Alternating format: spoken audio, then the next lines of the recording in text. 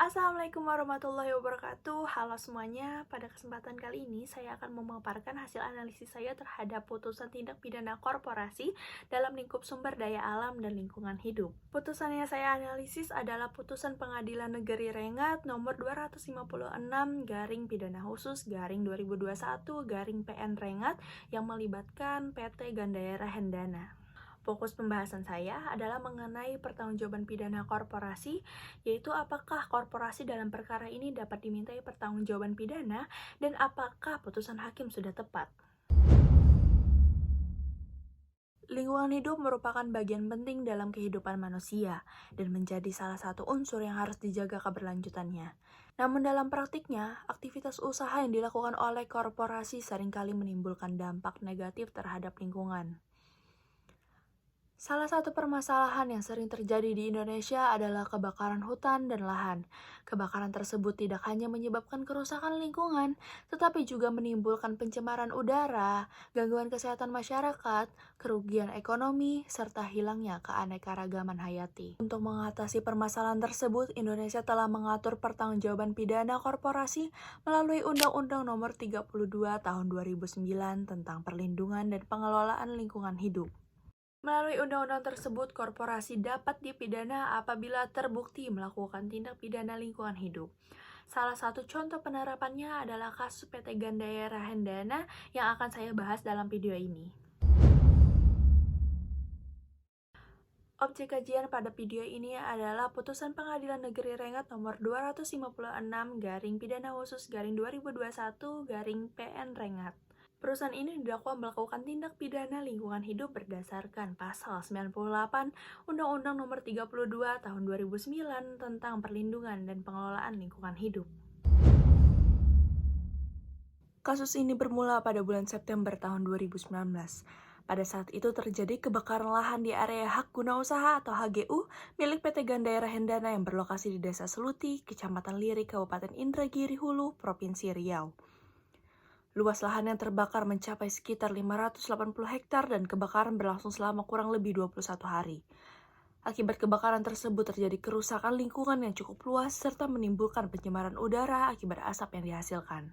Berdasarkan hasil penyelidikan, diketahui bahwa lokasi kebakaran berada di wilayah konsesi perusahaan. Selain itu ditemukan fakta bahwa perusahaan tidak memiliki sistem pencegahan dan pengendalian kebakaran yang memadai. Sarana dan prasarana penanggulangan kebakaran juga dinilai tidak mencukupi sehingga api sulit dikendalikan dan terus meluas. Perusahaan juga dianggap tidak melakukan pengawasan secara optimal terhadap area perkebunannya.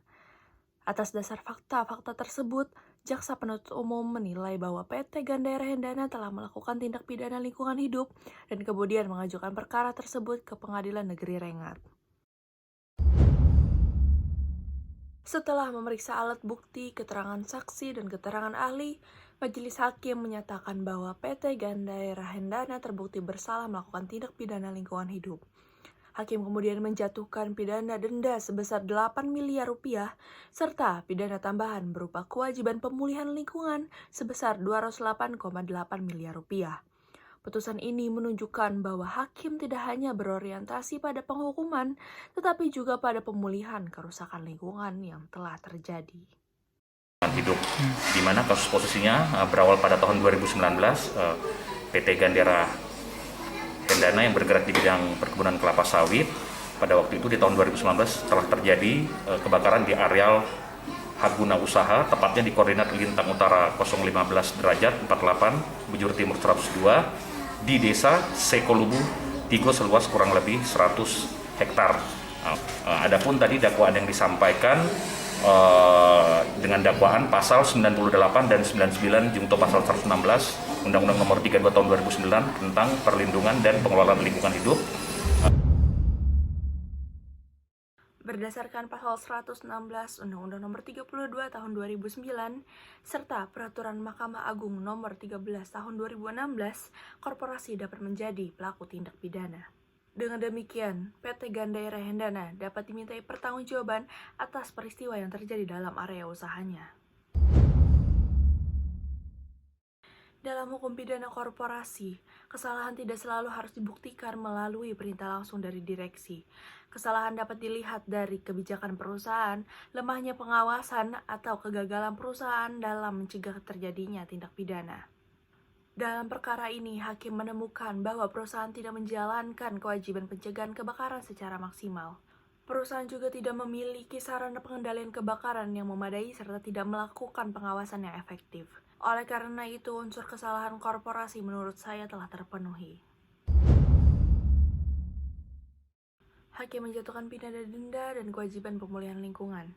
Menurut saya, sanksi ini sudah tepat karena sesuai dengan prinsip polluter pays principle atau prinsip pencemar membayar. Dengan demikian, putusan ini tidak hanya memberikan efek jera kepada perusahaan, tetapi juga berupaya mengembalikan kondisi lingkungan yang telah rusak. Menurut saya, putusan Pengadilan Negeri Rengat nomor 256/Pidana Khusus/2021/PN Rengat sudah tepat dalam menerapkan pertanggungjawaban pidana korporasi. Alasannya karena hakim telah mengakui korporasi sebagai subjek hukum pidana, berhasil membuktikan adanya kesalahan korporasi melalui kelalaian dalam pengelolaan lingkungan dan menjatuhkan sanksi yang tidak hanya bersifat menghukum, tetapi juga memulihkan lingkungan hidup. Putusan ini menunjukkan bahwa korporasi tidak dapat melepaskan tanggung jawab hanya karena pelanggaran dilakukan dalam lingkup kegiatan usaha perusahaan.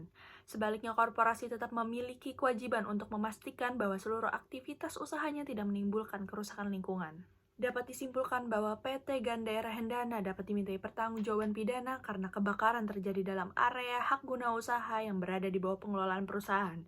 Dan perusahaan terbukti tidak melaksanakan kewajiban pencegahan serta pengendalian kebakaran secara memadai.